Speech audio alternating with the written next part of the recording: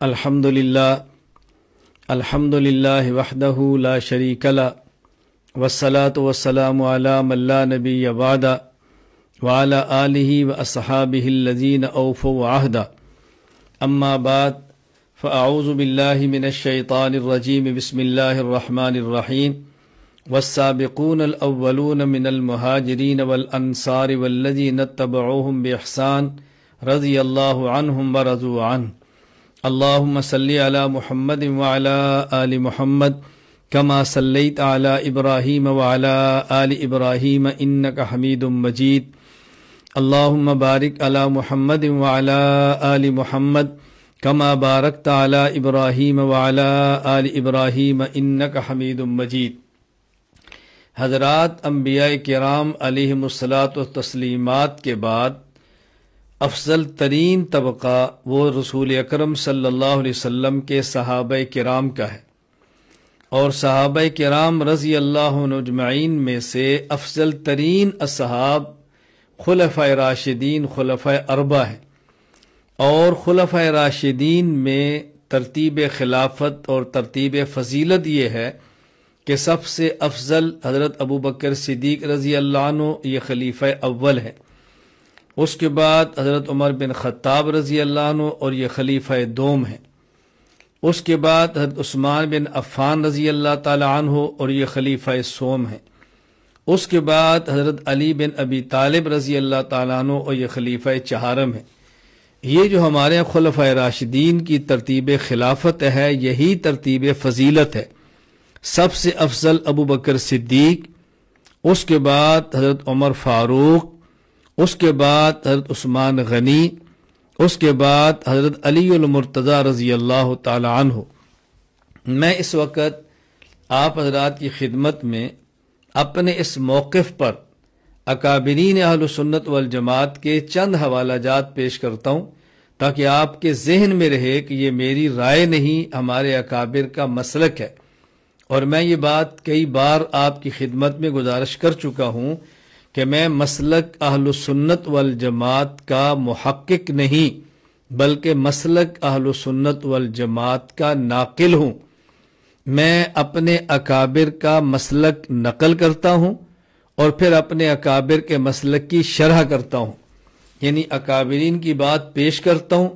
اور مزید اس کی وضاحت کر دیتا ہوں تاکہ بات سمجھنے میں الجھن اور دشواری پیش نہ آئے۔ تو میں چند ایک حوالہ جات آپ کی خدمت میں پیش کرتا ہوں، آپ اس کو سماعت فرمائیں۔ نمبر 1،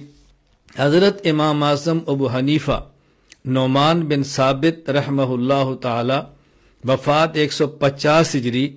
اپنی کتاب الفقہ الاکبر میں تحریر فرماتے ہیں، وافضل الناس بعد النبیین علیہم الصلاۃ والسلام ابو بکر الصدیق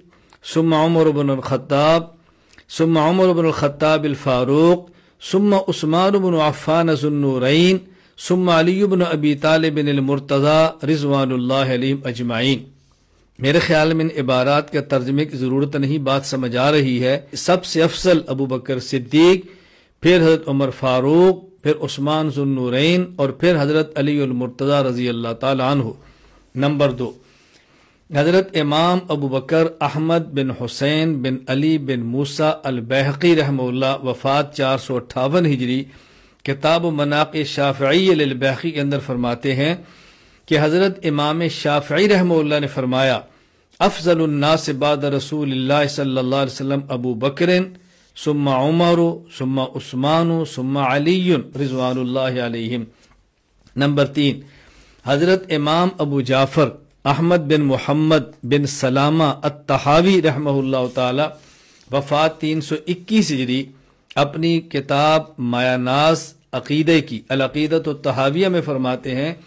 بنسبت الخلافت بعد النبی صلی اللہ علیہ وسلم اولا لابی بکر الصدیق رضی اللہ عنہ تفضیلا لہ وتقدیما لہ علی جمیع الامہ ثم لعمر بن الخطاب ثم لعثمان ثم علی بن ابی طالب رضی اللہ عنہ۔ نمبر 4، حضرت امام ابو الفلاح عبد الحی بن احمد بن محمد الحنبلی رحمہ اللہ وفات 1089 ہجری، انہوں نے اپنی کتاب تحریر فرمائی شذرات الذہب، اور اس کتاب میں امام ابو محمد حسن بن علی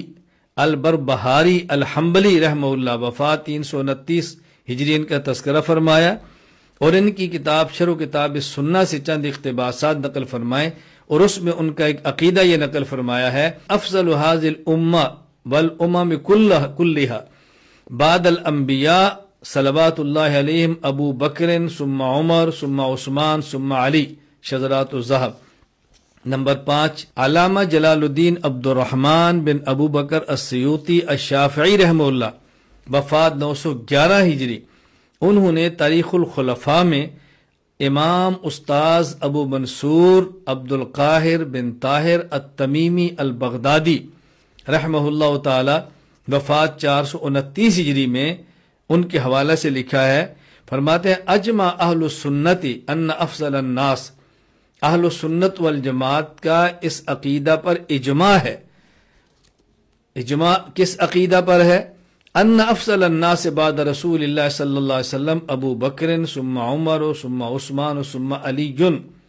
اہل سنت والجماعت کا اجماعی عقیدہ ہے کہ لوگوں میں رسول اللہ صلی اللہ علیہ وسلم کے بعد سب سے افضل ابو بکر، پھر عمر، پھر عثمان، پھر علی ہے رضی اللہ عنہ۔ نمبر 6، امام حسین بن مسعود البغدادی رحمہ اللہ وفات 510 ہجری، شرح السنہ باب الاعتصام بالکتاب والسنہ میں تحریر فرماتے ہیں: فہؤلاء افضل الناس بعد النبیین والمرسلین صلی اللہ علیہ وترتیبهم فی الفضل کترتیبهم فی الخلافہ فافضلهم ابو بکر ثم عمر ثم عثمان ثم علی۔ نمبر 7، امام ابو حفص عمر بن محمد بن احمد المعروف علامہ نسوی رحمہ اللہ وفات 537 ہجری، اپنی کتاب العقیدۃ النسویہ میں تحریر فرماتے ہیں: وافضل البشر بعد نبینا ابو بکر الصدیق رضی اللہ عنہ ثم عمر الفاروق رضی اللہ عنہ ثم عثمان ذو النورین رضی اللہ عنہ ثم علی المرتضی رضی اللہ تعالی عنہ۔ نمبر 8، امام ابو الفدا عماد الدین عمر بن کثیر دمشقی رحمہ اللہ وفات 774 ہجری، الباعث الحسیس فی اختصار علوم الحدیث میں فرماتے ہیں: وافضل الصحابہ بل افضل الخلق بعد الانبیاء علیہم السلام، صحابہ کرام میں سے نہیں، انبیاء کے بعد کائنات کے تمام انسانوں میں سب سے افضل ابو بکر عبداللہ بن عثمان، ثم من بعدہ عمر بن الخطاب، ثم عثمان بن عفان، ثم علی بن ابی طالب۔ افضل ابو بکر ہیں، پھر عمر ہیں، پھر عثمان ہیں، پھر علی ہے۔ حافظ ابو الفضل احمد بن علی المعروف ابن حجر اسقلانی رحمہ اللہ وفات 852 ہجری، فتح الباری باب قول النبی صلی اللہ علیہ وسلم لو کنت متخذا خلیلا، اس کے اندر تحریر فرماتے ہیں: ان ترتیبہم فی الفضل کا ترتیبہم فی الخلافت رضی اللہ عنہم، حضرت ابو بکر، حضرت عمر، حضرت عثمان، علی رضی اللہ عنہم، ان چاروں کی جو ترتیب خلافت ہے وہی ترتیب فضیلت ہے، یعنی جس طرح پہلا خلیفہ ابو بکر ہیں تو سب سے افضل بھی ابو بکر ہیں، دوسرے خلیفہ عمر ہیں تو ان کے بعد افضل بھی عمر ہیں، تیسرے خلیفہ عثمان ہیں تو ان کے بعد افضل بھی عثمان ہیں، چوتھے خلیفہ علی ہیں تو ان کے بعد افضل بھی وہی ہیں رضی اللہ عنہ۔ نمبر 10، مولانا عبدالعزیز فرہاروی رحمہ اللہ تعالی وفات 1239 ہجری، النبراس شرح العقائد میں فرماتے ہیں: اجمع صوفیت علی تقدیم ابی بکر ثم عمر ثم عثمان ثم علی رضی اللہ تعالی عنہم۔ میں نے آپ کی خدمت میں